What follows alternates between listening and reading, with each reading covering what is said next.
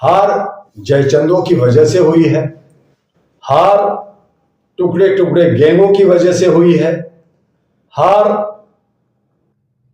इनके अहम और ये जो फूले हुए थे कि मैं तो कर्नाटका जीत गया, मैं बंगाल जीत गया, मैं ये भी जीत जाऊंगा, और ये बड़े वीवीआईपी कल्चर में जी रहे थे। लोगों को नजरअंदाज किया, नौजवानों को नजरअंदाज किया, बहुसंख्यक लीडरों को नजरअंदाज किया, और ये वैसी मनुवादी पे, उसी ढर्रे पे जिस ढर्रे पे आरएसएस बीजेपी चल रही थी, हिंदुत्व को नारा लेकर के उन्होंने भी हिंदुत्व का नारा लिया। जब हिंदुत्व का नारा लिया तो जनता ने कहा कि मेरे को बेवकूफ समझ रखा कि अगर हिंदुत्व पे मुझे वोट ही देना है तो मैं तुम्हें क्यों दूं, मैं बीजेपी को दूं।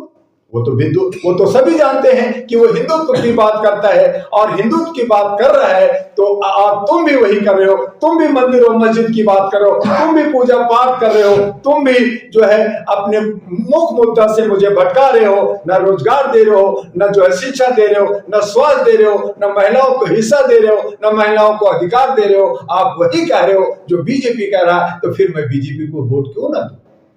तब लोगों ने मोदी जी पे विश्वास किया। और लोगों कुछ लोग जो है ईवीएम को दोषी मानते हैं, ईवीएम में छेड़छाड़ का। जब हार जाते हैं तो यही ठिकरा फोड़ते हैं सभी लोग कि जी ईवीएम से ऐसा हो गया।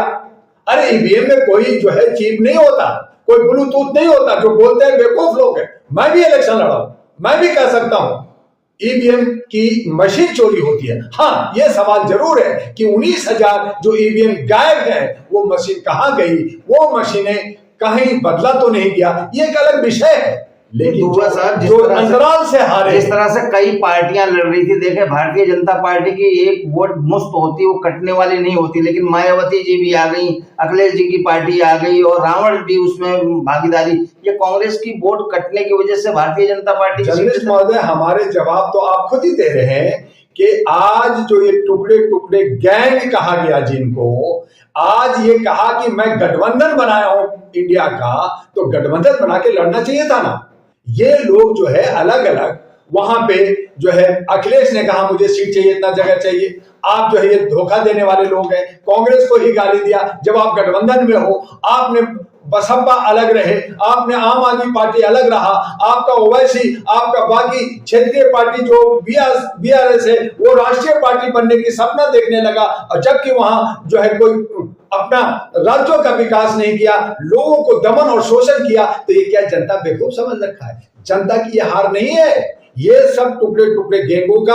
और ये जो जयचंद लोग हैं जो उन्होंने कहा कि मैं टुकड़े टुकड़े लेकर करके मैं जीत जाऊंगा और मैं सत्ता पालूंगा, तब जिनके हिस्से में बड़ा टुकड़ा मिला वो जीत गया।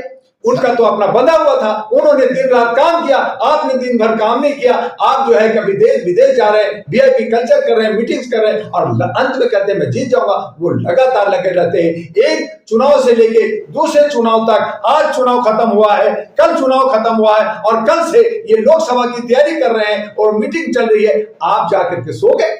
तो इस तरह से जनता को आप बेवकूफ बनाएंगे तो जनता कहेगी कि जो काम करेगा, जो हमारे लिए बात करेगा, जो हमारे बीच में रहेगा, हम उसको जिताएंगे। तो देखा अहम जो किया है उसकी हार हुई है। तो 3 सीट बीजेपी जीती है, वो अपनी परिश्रम से जीती है।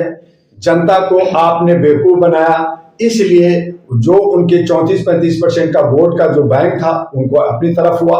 जो 60% का वोट था वो जो है टुकड़े टुकड़े गैंगों में बट गया, और इन्हीं लोगों की गलती की वजह से हुआ है।